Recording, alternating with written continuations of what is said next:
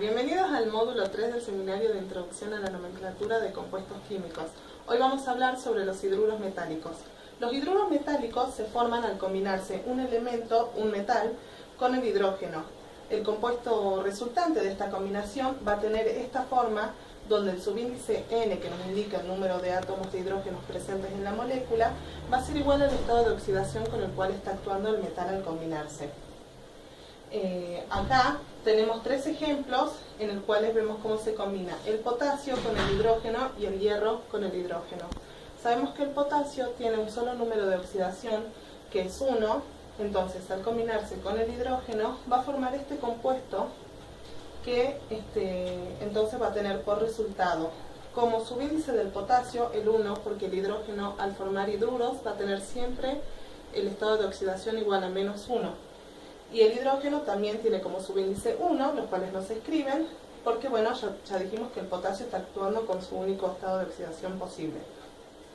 El hierro, en el otro ejemplo, al combinarse con hidrógeno, puede formar estos dos compuestos, ya que el hierro tiene dos estados posibles de oxidación, 2 y 3. Entonces, al intercambiar las valencias con el hidrógeno, puede formar este compuesto con 2 átomos de hidrógeno, o este otro hidruro con 3 átomos de hidrógeno. Esta es la formación de hidruros metálicos. Ahora hablemos un poco sobre cómo se nombran estos compuestos. Tenemos, como ya se vio en los módulos anteriores, 3 maneras de nombrar a los compuestos químicos, mediante la nomenclatura tradicional, la nomenclatura de Stock y la nomenclatura por atomicidad. Si nombramos a partir de la nomenclatura tradicional, vamos a llamar hidruro, y en el caso de que el metal esté actuando con más de un estado de oxidación, vamos a tener que tener en cuenta nuevamente con cuál de los estados de oxidación está actuando. Por lo general, los metales forman hidruros metálicos actuando con 1 o 2 estados de oxidación, aunque existen casos en los cuales van a actuar con más estados de oxidación, como el caso del manganeso, que forma, por ejemplo, el hidruro permangánico. Entonces, por lo general va a ser necesario tener en cuenta el sufijo mediante el cual vamos a llamar al hidruro, que se repite la misma regla que ya vimos para óxidos, que en el caso de que esté actuando el metal con el menor estado de oxidación va a tener el sufijo oso, y en el caso de que lo esté haciendo con el mayor estado de oxidación va a tener el sufijo ico. Entonces, apliquemos esta nomenclatura a los ejemplos que ya planteamos. Para el caso del hidruro de potasio, para la combinación con el potasio, ya que tiene un solo estado de oxidación, lo vamos a llamar simplemente mediante la palabra hidruro de y el nombre del metal. En este caso va a ser hidruro de potasio.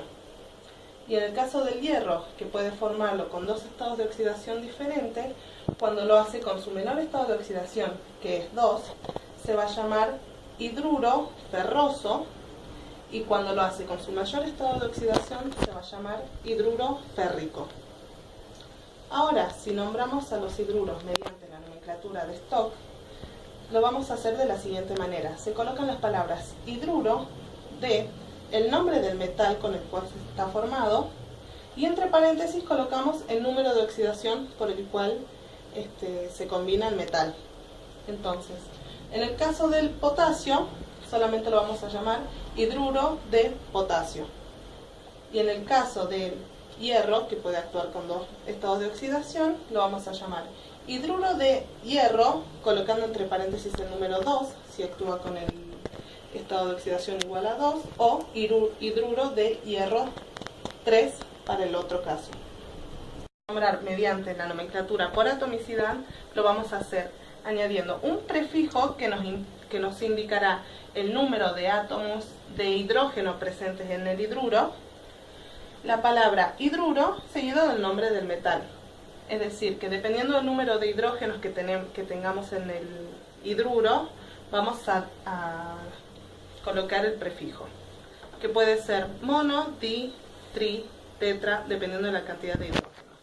En los ejemplos que ya planteamos, vamos a tener entonces el monohidruro de potasio, el dihidruro de hierro y el trihidruro de hierro. Ahora vamos a hablar de los hidruros no metálicos. Los hidruros no metálicos se forman por la combinación de un elemento no metal y el hidrógeno, resultando un compuesto de esta forma, donde M va a corresponder al número de estado de oxidación con el cual está actuando el no metal. Los elementos no metales pueden formar solamente un hidruro con su menor número de oxidación.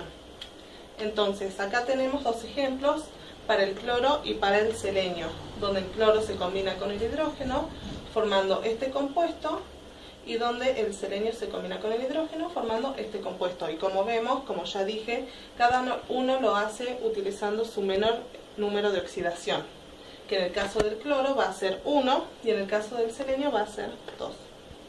Adicional se nombrará utilizando una raíz que proviene del nombre del elemento no metálico que forma el hidruro, el sufijo uro y la terminación de hidrógeno. Para los ejemplos que planteamos, vamos a tener entonces el cloruro de hidrógeno y el seleniuro de hidrógeno.